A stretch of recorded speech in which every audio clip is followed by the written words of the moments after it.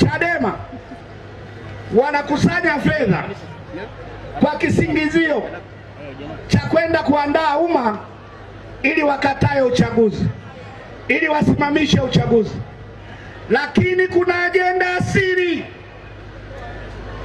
Hawa watu na hasa viongozi waandamizi ambao familia zao hazipo Tanzania wanataka kutumia michango inayochangishwa ya tone tone, eti ikifika wakati wakanunue virusi vya Ebola na Mpox ili wavilete visambae Tanzania na uchaguzi usifanyike.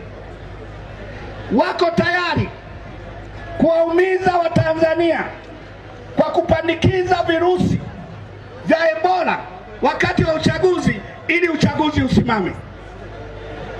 Huu ni mpango wa siri, wanauratibu, na kwamba huko wanakopita au mchango unaofanywa ni wa kukusanya fedha.